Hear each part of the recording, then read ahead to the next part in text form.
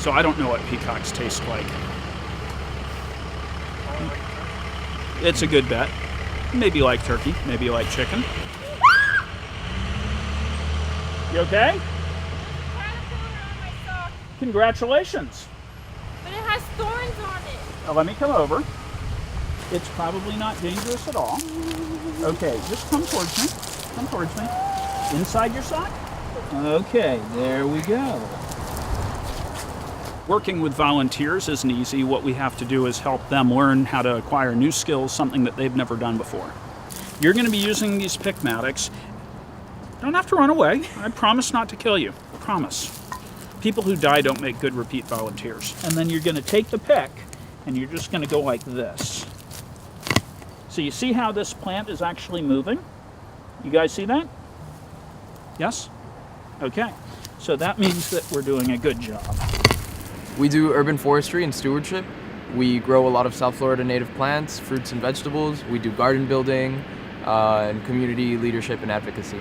We are kind of a mixture of the Green Berets and the National Guard and the Roman legions and some U.S. Navy Seabees. Okay, so we're going to move right along and let's see what we've got. Okay, so there's one of these shiny leaf ones there. Do you see it?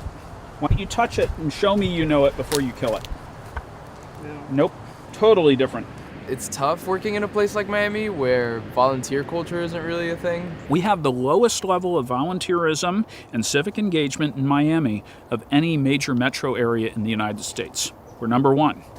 All right, smile, volunteers. Pretend you're having fun for a moment. Combine that with we are the most climate vulnerable city on Earth. We're number one. It's a tough combo.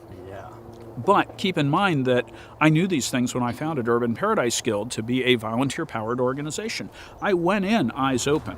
I founded Urban Paradise Guild in 2008, but before that, what happened is I was going through some career changes and I decided to get in touch with the world a little bit more, so I bought a kayak and I started kayaking a lot in northern Biscayne Bay. I was really tired of the information management work that I was doing, and I was tired of just having a purpose of making rich people richer. So I decided to start looking for what I did want to do. I grew up on the water. I learned to basically walk, traveling coastlines, walking along the coast and exploring.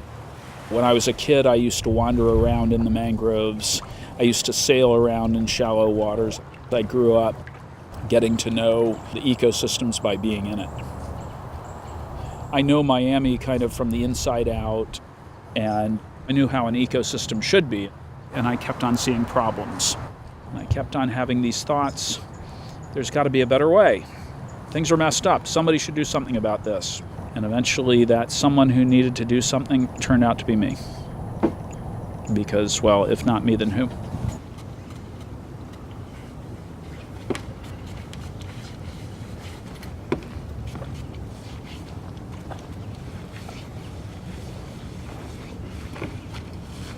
That stuff will actually remove paint. Sam really knows his stuff, like he knows a lot about plants. There's a scaevola. This right here is a native poinsettia. Spanish stopper, subcanopy, another gumbo limbo, pigeon plum. We've got a black bead. These are black beads. So you may remember, and this right here is, sometimes it's called sensitive plant. It's also called powder puff mimosa. Watch what happens when I touch these leaflets.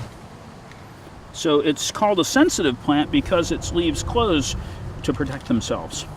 And some people would say it's an oversensitive plant. But when people tell you plants have no feelings, the reality is we're actually seeing them respond to stimulus. They absolutely do have feelings. I love coconuts, but not here. This is not a native species, so He regards himself as being at war with invasive plants and animals, which, yeah. What I can do is whack the branches back, so I'm going to simulate cold snap. It takes a lot of work, but it's quite a pleasure. And of course, there's always one more thing to remove. Our biggest project historically was habitat restoration of mangroves in Oleta River State Park. We planted about 7,500 mangroves. They actually protect the coastlines from hurricanes and storm surge and, of course, climate change. This is a small red mangrove propagule. Current methods say you plant them right around sea level. But what we need to do is plant these 2 or 3 feet above sea level so that when we get the sea level rise that actually finally starts to enter our urban areas, we'll have mature mangrove trees to defend our coastlines. And they'll do it much better than these green buttonwoods because they have the prop roots that go out. So the prop roots actually allow them to break up the waves. I'm going to give this back to Mother Nature. She may have a place in mind for it. All right, let's walk on. And in some cases, the skin turns red and peels, so we're not seeing that so much here. I honestly don't really know what he's like outside of UPG. Urban Paradise. Sam says he works 80-hour weeks? Nah, I think it's like 24/7. Okay. How are you doing? For about the last 6 years, I was working 80-hour weeks. When it was really busy, it was 100 hours, and then I'd be exhausted, and I'd just take a vacation working only 40 hours. I have to talk to the horticulturalist. I earn about 10 hours a week. The rest of my time is donated, and that's not sustainable. We don't even have an office. Yeah, it's bad. It's bad. If a supporter of the organization wasn't providing me with room to live in, I wouldn't be able to do this. I think it's fine. I like it. But I think I'll add a little bit of cranberry hibiscus to it. Give it a slightly different flavor. So you can absolutely mix a salad in your mouth. Now, you don't really have a life when you're working 80 hours. You don't have time for relationships. What you're doing is you wake up, you go to work, you work. You know, relationships tend to be more professional relationships rather than personal relationships. I mean, I'm not married, I'm single, so I don't have that kind of support network that a lot of people have.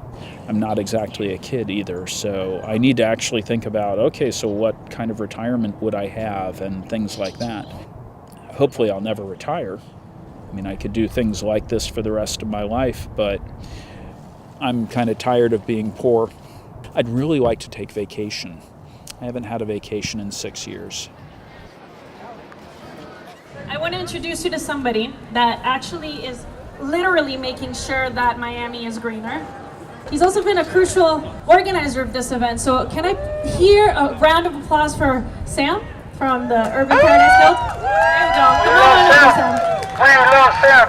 We love Sam. Did you know that FP&L, which is trying to steal the sun, is actually running on frack gas? 69. When Miami is underwater in like 50 years or 20 years from now or something, I think people are going to wonder if anybody really cared, if anybody tried to do anything about it. If anybody cared, it was him.